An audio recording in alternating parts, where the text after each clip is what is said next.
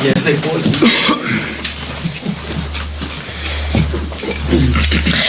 morning.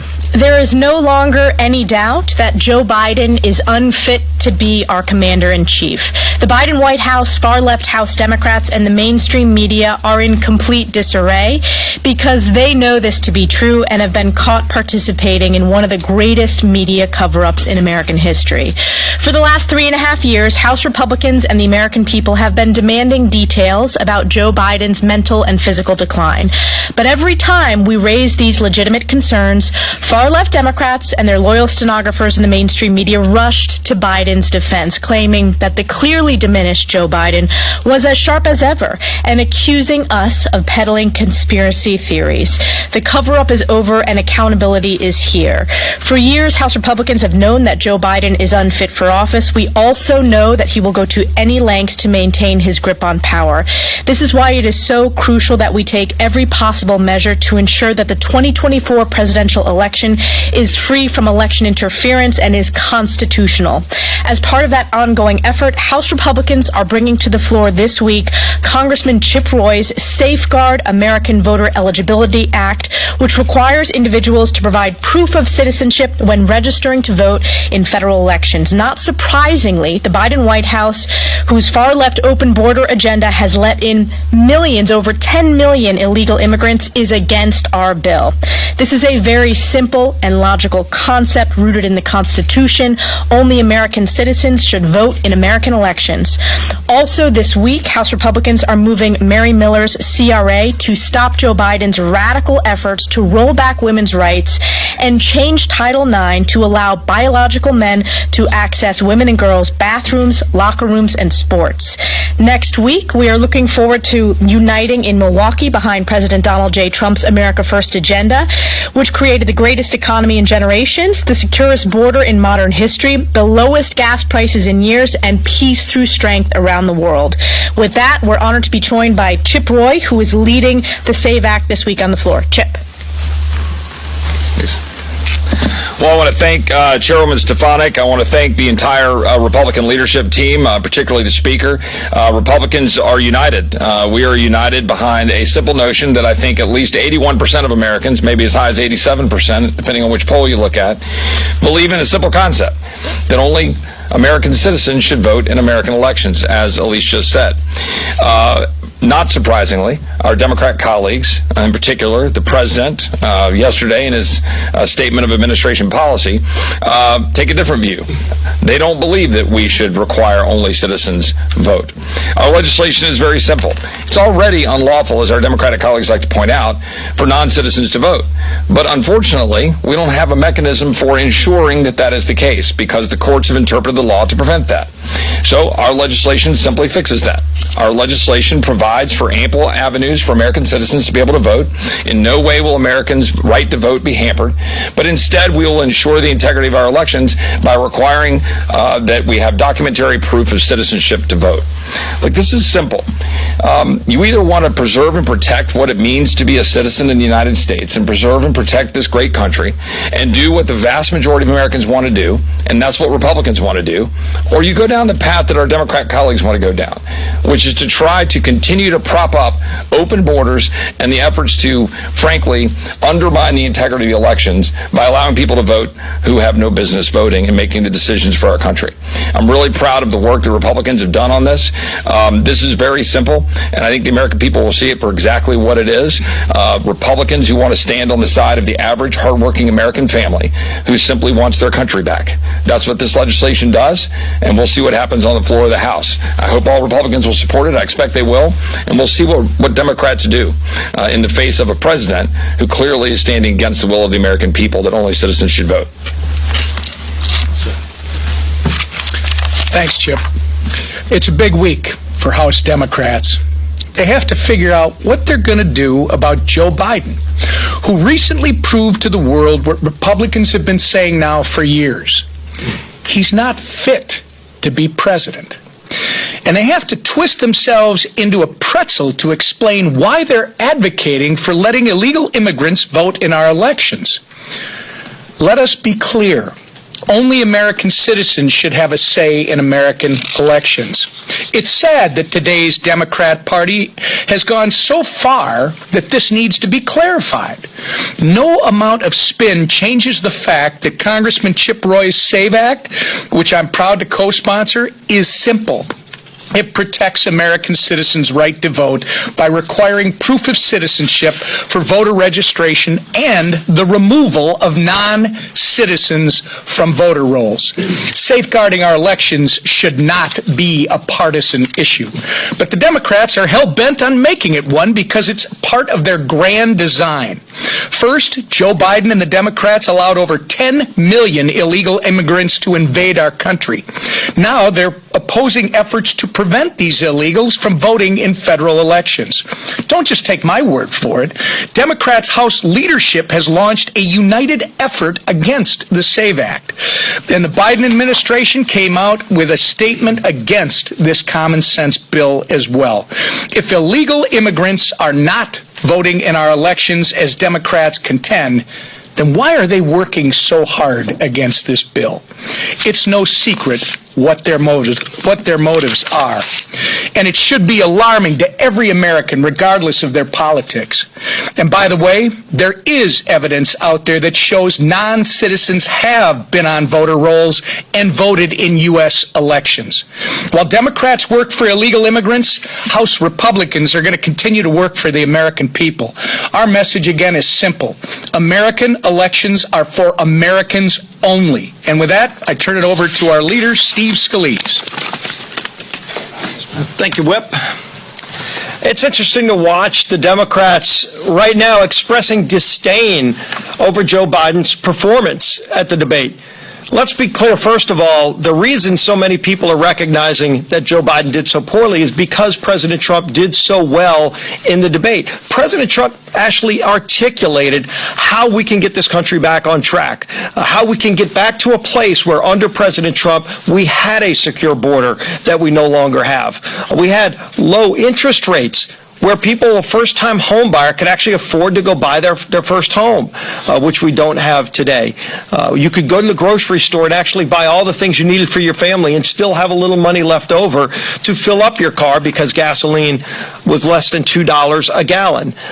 President Trump knows we can get back to those days, and that's what President Trump talked about. And then the President Biden that so many people saw, frankly, is the same Joe Biden that we've been seeing for the last 3.5 years. The White House has been trying to cover up for a lot of his failures, but everybody up here in this town that's interacted with the president has known for years that this is the Joe Biden that we've all seen. And then the whole American public got to see it on display at the debate. In fact, if you go down the hall right now, the Democrats are literally behind closed doors talking about jettisoning, throwing out the votes of 14 million Democrat primary voters who chose Joe Biden to be their nominee. Think about that. The party that loves lecturing people about democracy is in a smoke-filled room trying to throw out the democratically chosen nominee for president by the Democrat voters. 14 million of them said they want Joe Biden to be their nominee, and Democrats are openly talking about discarding all of those votes and picking somebody else behind closed doors. No wonder when you look at all the Democrats that are abandoning Joe Biden, that he opposes a bill that says illegals can't vote. I guess he's looking for additional votes since he doesn't have his own party's votes anymore. But passing the SAVE Act is important to ensure the integrity of the vote, because every American citizen ought to know that when they vote, their vote is not going to be nullified by someone here illegally voting when they're not supposed to. Why not have a safeguard to ensure that only American citizens vote in America's elections? And so that's what this important bill is going to do that Chip Roy is bringing forward. A lot of work went into this by a lot of people to make sure that this bill achieves that purpose, that we protect the integrity of the vote well in advance of the election that's coming up in November. And I think you're going to see active participation by millions of Americans, maybe record numbers of Americans who are going to be voting in this election, because so much is on the line. So much for hardworking families who are struggling under this failed Biden agenda, who cannot afford another 4 years of Joe Biden's America. They know that President Trump can deliver a better America because he's already done it, and he's ready to do it again. And we're going to also, by the way, protect the integrity of women's sports. We're bringing Mary Miller's CRA that reverses a Biden-era regulation that eviscerates Title IX. President Biden wants to get rid of women's sports, getting rid of women's locker rooms. And so we're going to have an opportunity for everybody to go on record and say, do they protect and stand up for women's sports? We're bringing that bill this week as well as some other bills, too. So we're going to continue doing our work here in the House while Democrats are in disarray trying to figure out how to undermine their own democratically elected nominee for president. We are united behind Donald Trump. We're proud to be going to Milwaukee next week to help not only formally nominate, but set the stage to elect Donald Trump as the 47th president of the United States. And now our Speaker, Mike Johnson. Thank you, Mr. Leader. Thank you all for being here on what is, I believe, the smallest crowd ever assembled for a Republican press conference. I don't know where everybody is this morning. Oh, they're chasing down the Democrats for a change. This is a really interesting phenomenon.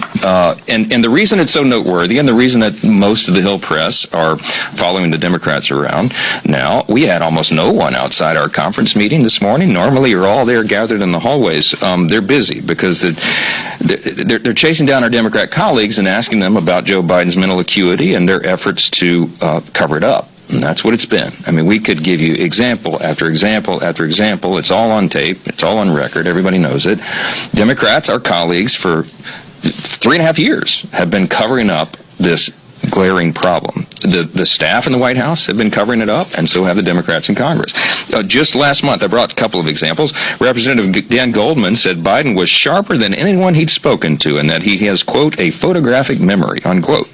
Representative Eric Swalwell said that Biden put many of us to shame with his energy. I mean, there are example after example after example, leading Democrats and noteworthy Democrats on the Hill who have not been in the dark about this. They've been saying things I think most of them understand is simply not true, and they've misled the American people. And this is dangerous.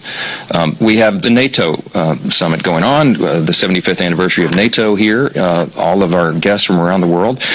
What we're projecting from the White House is not strength right now, at a very dangerous time around the world, and that's why the American people are so alarmed by this. That's why the polls say that most of the Americans, people understand that Joe Biden is not fit for that office, and it's a terrible thing.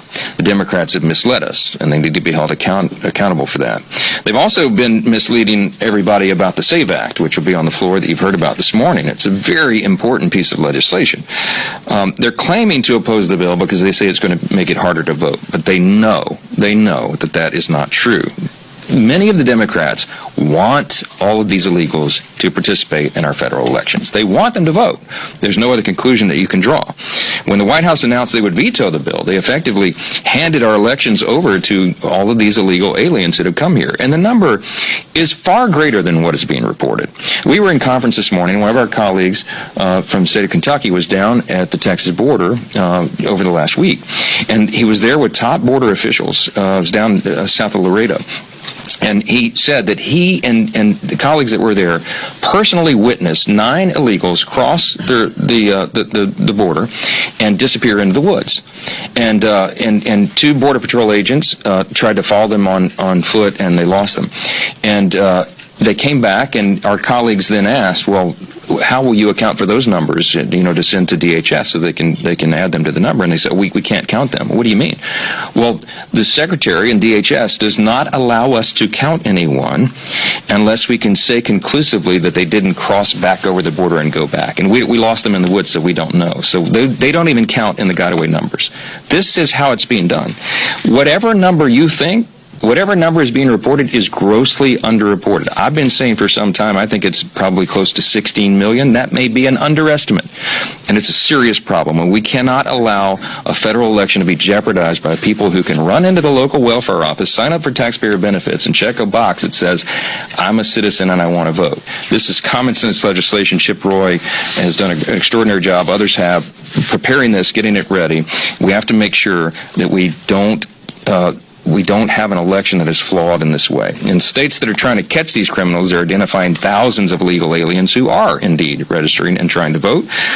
Some states have already done their own audits. This will make sure that we can prevent this from happening, and so we've got to do this. You should ask every Democrat, if they're voting against this legislation, how in the world they can justify it. On the Title IX CRA, we'll be voting on that. It's very important. You've heard it articulated several times this morning. I won't reiterate it, but I'll say 2 weeks ago, we had an event here on the Hill celebrating the 52nd anniversary of Title IX. And we had Chairwoman Virginia Fox and Congresswoman Mary Miller, who has brought the CRA. We had Heather Higgins at the Independent Women's Forum. We had former Education Secretary Betsy DeVos, and we had Riley Gaines there, some strong voices who advocate for safety and the protection of women in college athletics and in every other way. And it's interesting that the Democrats are on the wrong side of this. Also, a couple of weeks ago, just a few days before that event, Judge Terry Doty from the Western District of Louisiana, a federal judge, issued an injunction against the Biden administration rule that eviscerates Title IX and jeopardizes the safety of women. Here's what he said about it, quote, in the injunction: "This case demonstrates the abuse of power by executive federal agencies in the rulemaking process, and this abuse of power is a threat to democracy." We completely agree with that. Unlike Democrats, Republicans know what a woman is, and we know that women are worth protecting. We are trying to advance that cause. The Republican Party is pro-women, and the Democrats have to answer for that as well. More than 2/3 of Americans think that only women should be allowed to compete in women's sports, and this used to be common sense, and everyone agreed until the Biden administration, and they tried to upend that. I'm very grateful that we're going to be able to get this passed through the House. We'll send it to the Senate, and we will dare Chuck Schumer and the Democrats over there not to take up and pass the SAVE Act and not to take up the CRA on Title IX. With that, we'll take a few questions. Chet. Good morning. Thank you. Clarify for us where we are on inherent contempt. I know Anna Paulina Luna had indicated that there was another resolution that she was going to bring forward.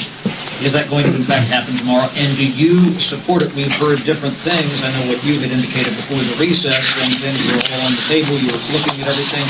She has indicated at least twice that you are for whatever this resolution is that she's going to bring forth and how that would work. I'm for being as aggressive as possible with holding Merrick Garland accountable. It is a very important institutional concern that we have, that a subpoena by the House must be complied with by the executive branch or anyone that a House issues a subpoena to. As you know, Merrick Garland refuses to turn over the audio tapes of the interview, the questioning that Special Counsel Robert Hur had with Joe Biden. We have the transcript, but we have a responsibility to ensure that the audio matches the transcript. Now, everybody in America knows. We all know why they don't want to turn over the audio, because it will obviously, presumably, show exactly what we all saw on that debate stage a couple of weeks ago, or Thursday last, and that's something that they've been wanting to cover up. So they're going to great lengths to exert executive privilege, which has no... Here's a question everybody needs to ask. How can the executive branch, how can the Attorney General, who works under the executive branch, exert executive privilege over something that is not in his purview? This is the special counsel outside of that. By definition, it's supposed to be a separate and independent decision maker. They don't get to exert executive privilege over something that is not theirs. So the whole thing, I think, will easily be defeated in court, and that's why we brought a lawsuit in federal court last Monday to enforce our subpoena. So we're being as aggressive as possible. I've talked with Anna Paulina Luna and other colleagues about her inherent contempt motion, and she may well bring it. Do you support what she's going to bring forward? Look,